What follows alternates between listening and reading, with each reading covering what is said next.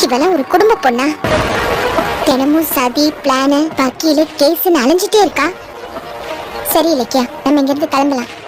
அஞ்சலி எதுக்கு வக்கீல பார்க்க வந்தானே கண்டிப்பா ஒரு நாள் தெரியதானே போகுது. இல்ல அத்தை, இது அவ்வளவு சாதாரணமா விட முடியாது.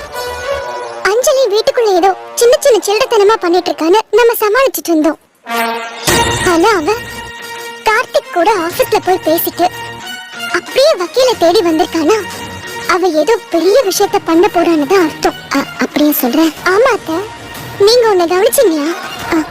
உள்ள போகும்போது கவரோட போனா, வெளியே வரும்போது அவ கையில கவர் இல்ல. வக்கீல் கிட்ட அதை கொடுத்துட்டு வந்திருக்கா. அப்போ அந்த கவர்ல ஏதோ மேட்டர் இருக்கு. அது என்னன்னு தெரிஞ்சாகணும். இலக்கியா, அது எப்படி கண்டுபிடிக்கிறது? வக்கீல் கேட்டா சொல்லுவாரா? அவர் சொல்ல மாட்டாரு. ஆனா உண்மையை தெரிஞ்சுக்காம நாம இங்க இருந்து போக கூடாது. என்ன பண்ண போற? நான் வக்கீல பார்க்க போறேன். இலக்கியா, நீ வக்கீல பார்க்க போனா என்ன நடக்கும் தெரியல அத்தை. உள்ள போதா ஏதாவது பிளான் பண்ணி அஞ்சலி வந்த விஷயத்தை பத்தி கண்டுபிடிக்கணும். இலக்கியா, ஏதாவது பிரச்சனையா